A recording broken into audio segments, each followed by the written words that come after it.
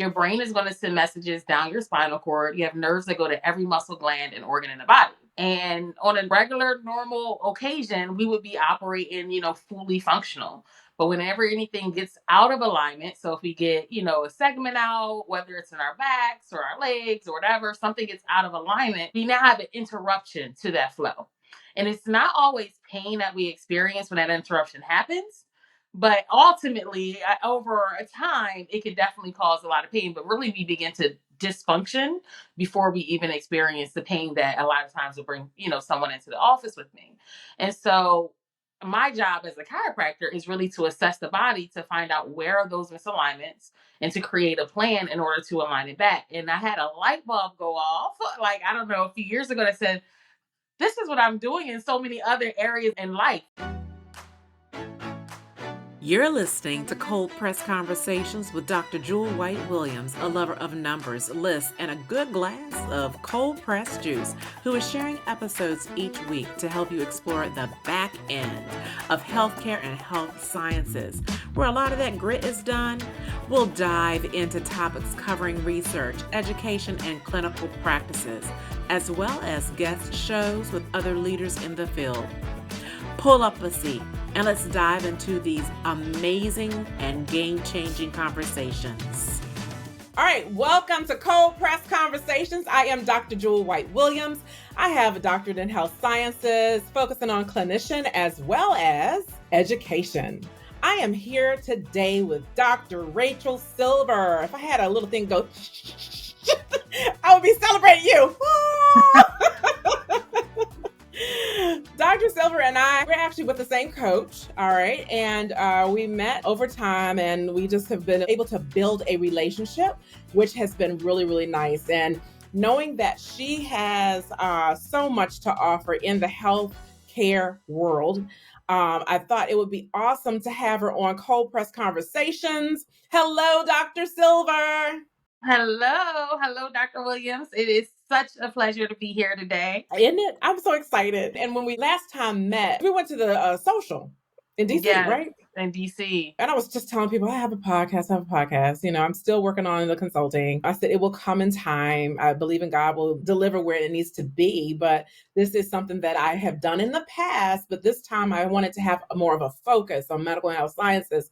And you're like, hook me up. Let me learn more. And we communicated. And I think this is going to be an exceptional show because we're going to take it to a business side of medical and health science. Someone who is a practitioner, someone who understands business, and someone who is actively working in that business.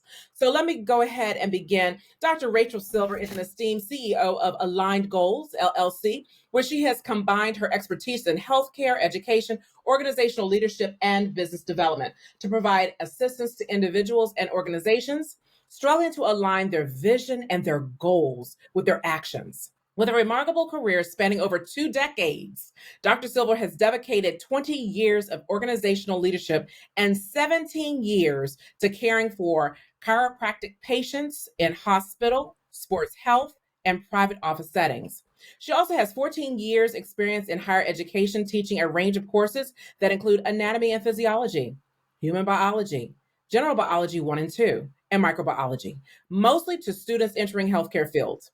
She also facilitates multiple trainings and sessions that include leadership, compliance, conflict resolution, risk management, spiritual development, biblical application, team development, and organizational management, and works with institutions, thought leaders, and subject matter experts to design in-person and online learning experiences for their communities.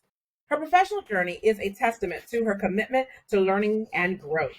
As an adjunct professor, training, facilitator, and instructional designer, she has honed her skills in creating impactful educational experiences driven by a profound passion for enhancing learning outcomes. She orchestrated a significant achievement by elevating the pass rate of a challenging college course from 49% to an impressive 83% through the implementation of innovative teaching strategies. She has also boosted revenue for 7 for-profit businesses and developed operational procedures for 3 more businesses.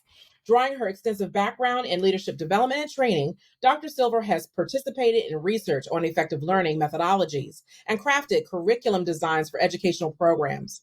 Her ability to create engaging learning opportunities tailored to adult learners has set her apart in the field. Beyond academia, she finds fulfillment in leading events, conducting trainings, and guiding organizations through strategic planning initiatives.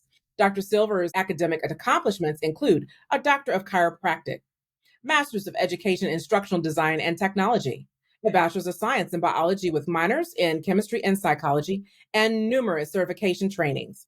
This diverse knowledge base equips her to approach challenges with a multifaceted perspective, driving success in her professional endeavors. She extends and shares her understanding of the vital connection between proper alignment and efficient operation in the body, in learning, and in business. Let's welcome Dr. Silver. This is amazing. Thank you. Thank you. Love it. I try to read all of my guest bios at least 5 times because that way it kind of gets into me. And that way I will be able to give them the shine that they need to do because my intention is to elevate who they are as researchers, educators, and clinical practitioners. But my intent also is to amplify what you do. And that's one thing that I like is because I'm trying to align what I do to make you shine. And you are living in alignment where you're taking your chiropractic care influenced by your perspectives, by living in alignment, and balancing your personal well being with professional pursuits. How does that even work? How do you create living in that alignment? Yeah, so I think the first thing that you have to do to create living in alignment is really understanding your values.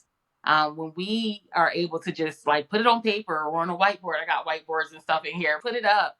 What is it that you actually value? What is it that you actually value for yourself, for your Mhm. business? What do you want other people to experience with you as well?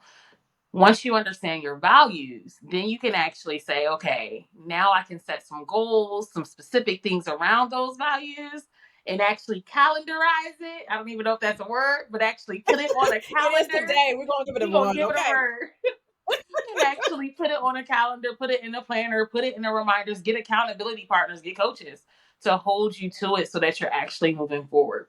I think so often we go just through life, especially if we're busy and it's, such a fast paced culture that we're in, we just go, go, go. And as we're going, sometimes we are existing within the value set of our society or the value set of the expectations that surround us from our careers, families, from whatever. And we're not necessarily existing in a value set that we have set for ourselves. So I think it's really important to take a step back. The first way that you can begin to have that alignment is to assess and say, what are my values? Because everything else is going to begin to kind of domino effect from that. Awesome. Awesome. And so when we talk about alignment and you are a doctor of chiropractic, you operate, like we say, alignment across our mindset, but you also focus on the alignment for our body, our learning, our business. So that's why I wanted you on here because when we did have a conversation prior to, I gotta let people know when we were talking about, I was like, hold a second, you're telling me you have taken what you did and learned from being a chiropractor, and you have now taken all those leadership skills that you have and you're helping businesses. Correct me if I'm wrong, but you mentioned, I'm going by memory, you said originally I was just trying to help businesses, but I find myself working in the medical field, helping those who have their practices create that alignment now. Yes, in so many areas. So, if you think about it just from a chiropractic perspective, for those who may not know, your brain is going to send messages down your spinal cord. You have nerves that go to every muscle gland and organ in the body. And on a regular, normal occasion, we would be operating, fully functional. But whenever anything gets out of alignment, so if we get, a segment out, whether it's in our backs or our legs or whatever, something gets out of alignment, we now have an interruption to that flow. And it's not always pain that we experience when that interruption happens. But ultimately, over a time, it can definitely cause a lot of pain. But really, we begin to dysfunction before we even experience the pain that a lot of times will bring, someone into the office with me. And so my job as a chiropractor is really to assess the body to find out where are those misalignments and to create a plan in order to align it back. And I had a light bulb go off, like, I don't know, a few years ago that said, this is what I'm doing in so many other areas in life and organizations. I'm like, okay, If we want to operate more efficiently, then we need to make sure that things are aligned properly. If we want to, be effective in our outcomes, even in learning, we need to make sure that there's an alignment. And it just went off. I think I was adjusting someone and I was just like, this is life. I mean, I know that this is the life, for our bodies, but I was just like, this is life in all areas. Is when things are not in alignment, we don't operate to our 100%. So now I get the opportunity to not only help individuals, but I get to help whole organizations kind of get things within alignment. It's not limited to just chiropractic. So I help counselors and therapists, and I also help students. I have a STEM program going on. I also help just thought leaders. They may not even necessarily be dealing with healthcare, but we're able to get the thing that they have inside of them that can help people align their lives back so that they can operate more efficiently. I get to help pull that information from people so that they can put it in a format that others can utilize. Oh, all right. So we're going to go one step further then. All right. When you have that alignment, you know where you need to take it. Okay. All right. Navigating challenges and maintaining alignment. That I think that's so huge. Even when we're teaching, when we're introducing a program, we talk about sustainability. How can you sustain what you have? Well, it's kind of like what you're discussing. You're talking about maintaining that alignment. So, in your role working in medical businesses, what challenges do you have, or what have you observed in maintaining that alignment with them? Like, how do you work with them to get to that point of maintaining or creating a form of sustainability? Right. So I would say there's a few things. One, sometimes people think that, in the chiropractic world, if they come in and they get adjusted one time, that's all you need, right? Where that is highly unlikely. It's almost like if you go work out in a gym and you're like, Mhm. oh, I went one time. Why didn't I lose 200 pounds? Because you just went one time and you did a lot to your body to get it this way. So Mhm. in order to get to the place that you want to be, there's a process that has to happen. And so it's the same thing really in our bodies, and it's the same thing in other areas of our lives. Is it's usually not just let me just do this one thing and then leave it alone and not do anything. Usually there's a process that we have to go through to even get to the level of maintenance. So before we begin to try to maintain something, first it has to be at its optimal health, right? And then when it's at Yeah. that place, there's things that we can do to maintain it. So the first thing is not just thinking, oh, this is just going to be a quick fix, one time thing, fast and done, but actually being willing to go to what is needed to get to the position where maintenance is available.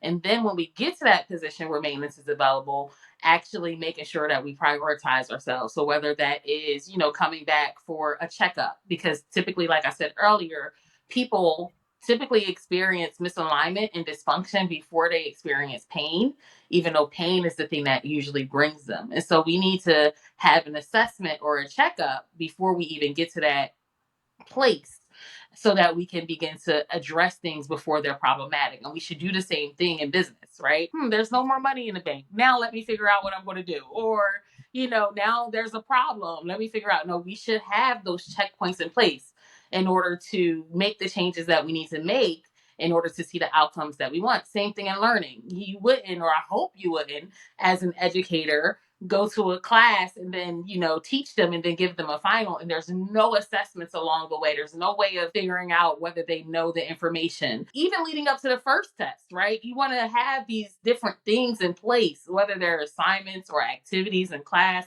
You want to have things in place to kind of check where they are so that you can either, okay, we can move on and build on that knowledge, or you know what, let's look at that in a different way than we looked at it Mhm. before so that we can get the outcome that we want. And so, first, we definitely have to, one, know it's not just a one and done quick thing. Two, we need to have those checkpoints in place in order to go back, in order to maintain things before they are at a point in disaster, so to speak. And then the third thing is we really don't have to do it by ourselves. And I think sometimes we're like, what do I need to do by myself? There are, yes, apps that can help us. There are peers that can help us. There's professionals that can help us. There's coaches that can help us. I probably have a coach for like the three major areas in my life. I have a coach for, right? So there's definitely that accountability, those people that will not only hold us accountable for the things that we say we want, but also challenge us to go beyond the things that we even see because they have some more insight in areas that we may not have developed in yet. And I think those three things really do provide a framework or a format for us to really make sure that we're maintaining alignment. Okay, so you gave a lot. You gave a lot. So you gave the 3 items. It's not one and done. You have to have those checkpoints and just don't do it by yourself. That's Yes, with anything in life, isn't it?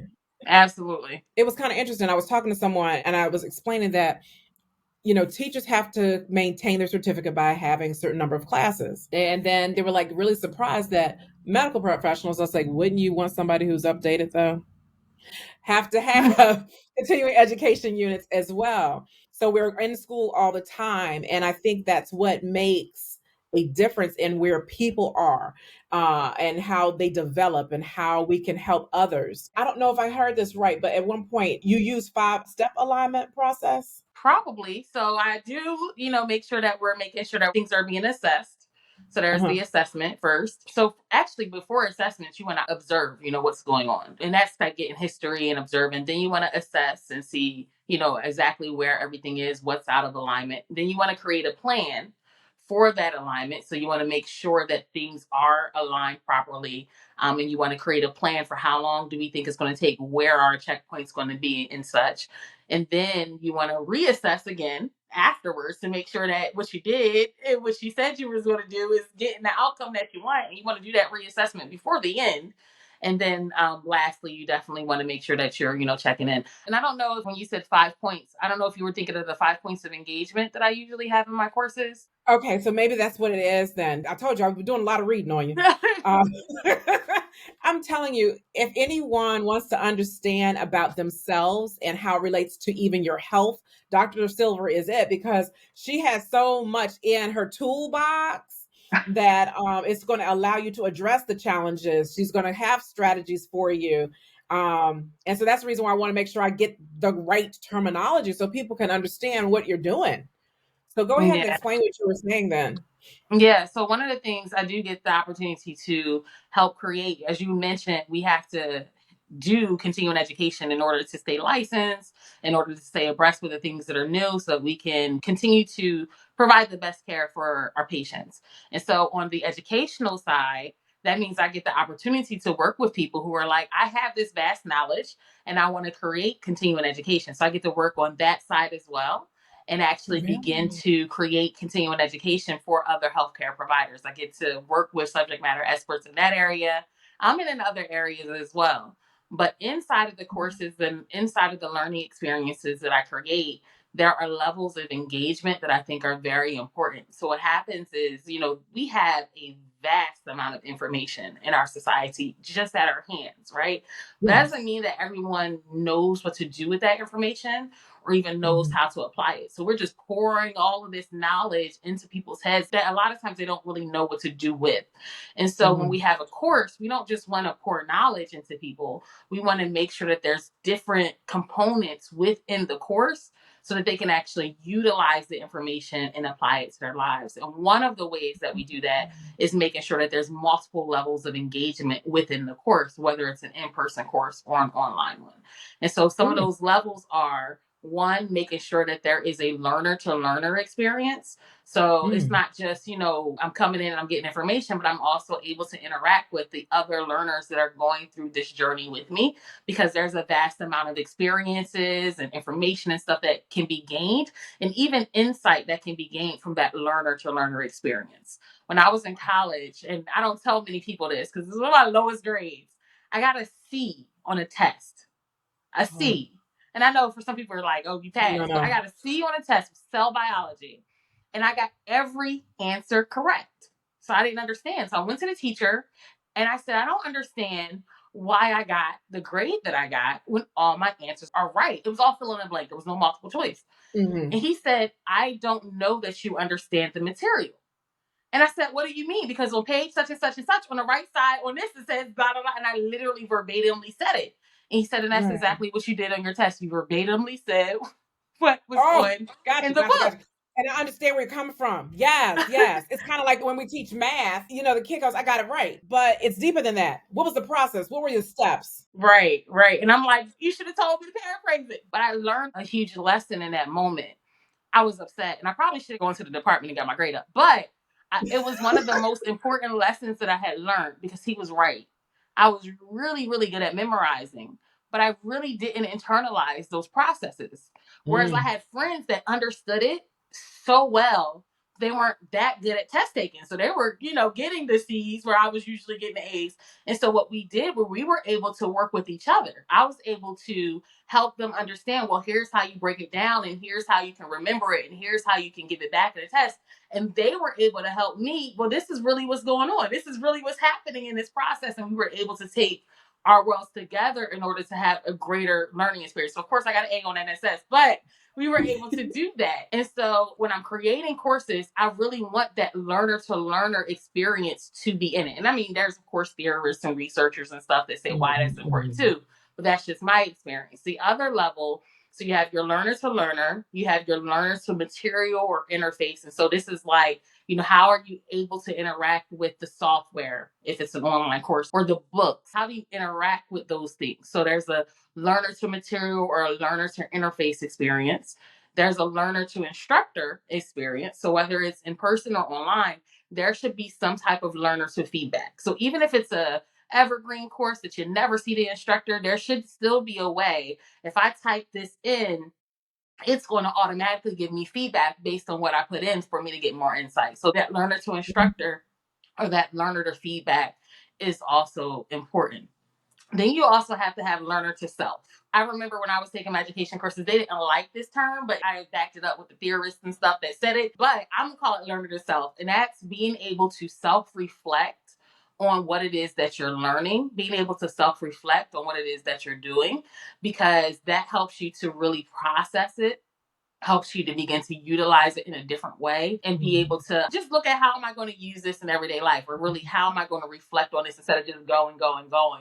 So we Mhm. definitely want to have that kind of learner to self experience. We have learner to learner, learner to self, learner to material, learner to instructor, and for some reason I can't remember the fifth one. that I And when we usually get off, add. you probably like, I know it, I know it.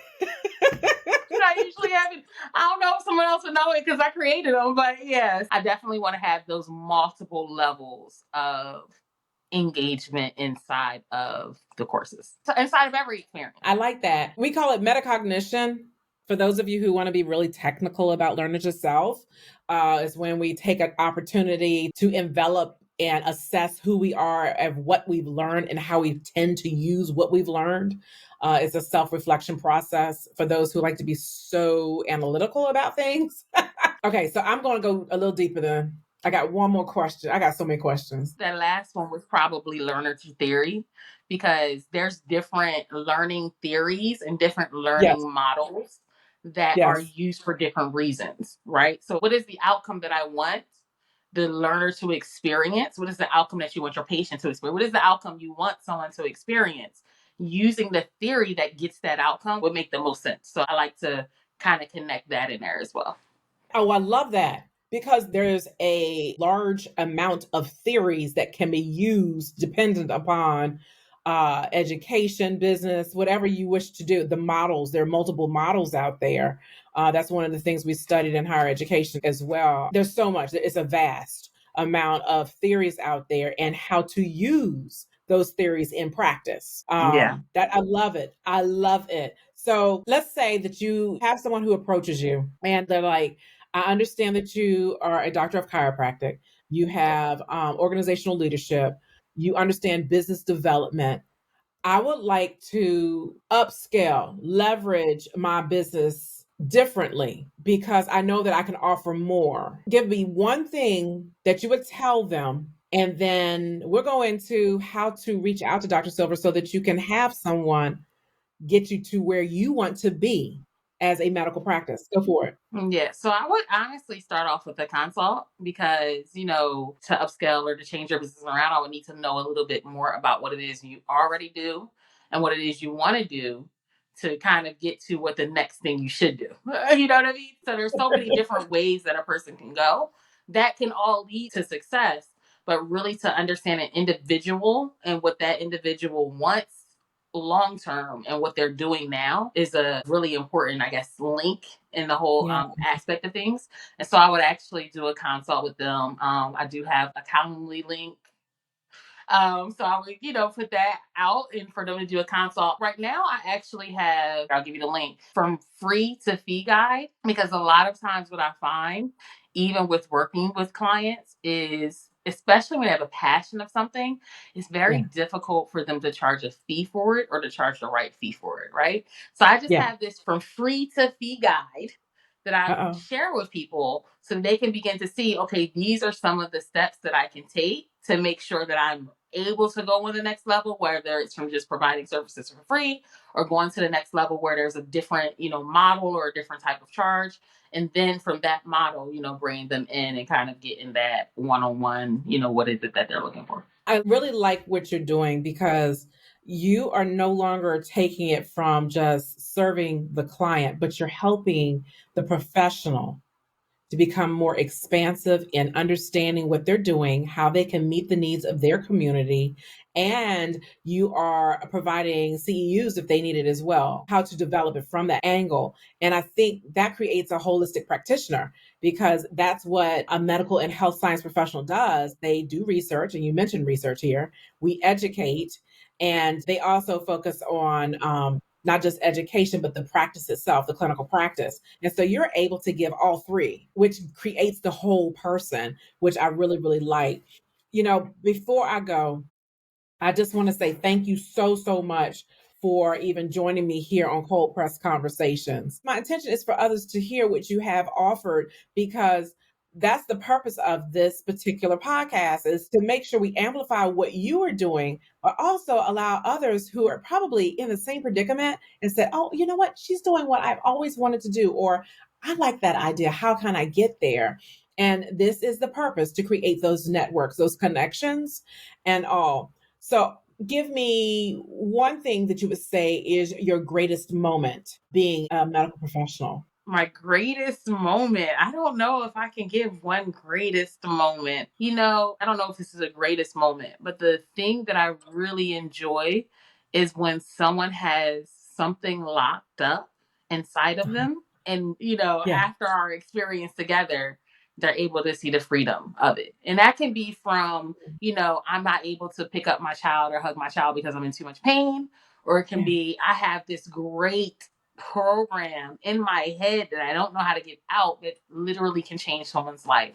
To see that unlocked and to see the other side of that, to see people be able to experience life with their family, to see people be able to impact the lives of others, I think that is Mhm. probably the greatest moment or the greatest benefit of doing what I do.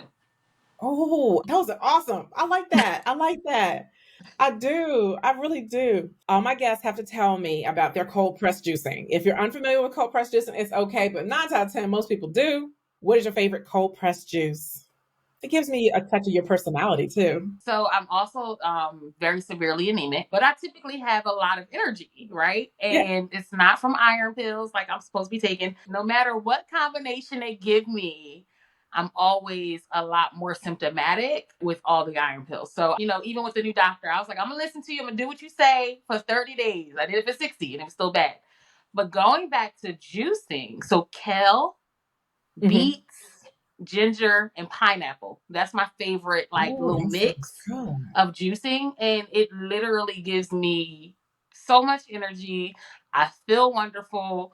I don't know if my numbers are always as high as they should be, but as far Mhm. as functional, I'm able to be very, very functional with that. I don't know if that's the answer, but I think that's No, my it like little is. favorite juicing combination. And there's some other good ones, but I think that's my favorite kind of go to. Oh, that's good. I love it. I'm gonna have to try that. I do a lot of beets, but I like that one. I like that. I'm gonna have to try it with the kale beet combination. I like that. And sometimes I'll switch it up and do like spinach, beets, pineapple, Yeah. and I always do ginger as well. But yeah, it's a good combo. Yeah. Yeah. I love ginger. No, I really love ginger. I got you on that one. Listen, I want you to just give just a hint as to how they can reach you, Dr. Silver, because we've given so many gems here that I think it's important for them to know how to contact you. Yeah, absolutely. So it's a bit.ly. If you go to ly/free2fee. You'll get that guide, and then you'll actually be able to contact me as well. My contact information is all on the back page of that guide, so you'll get that, and it'll give you some good information. So that's bit.ly/free2fee. And then I'm also at aligngoalsacademy.com or drrachelsilver.com. There's so many ways to get me. Well, hopefully they will reach out to you because you have given a wealth of information. Even though my name is Jewel, I have to say that you are a gem. And I thank you so much, Dr. Silver, for being on. It has been an ultimate pleasure to have you on Cold Press Conversations. And I thank you. Thank you so much. You are more than welcome. I hope you enjoyed this episode of Cold Press Conversations. If you love this episode as much as I did, I need you to head on over and subscribe so you never miss an episode. This is Dr. Jewel signing off to health and cognitive happiness.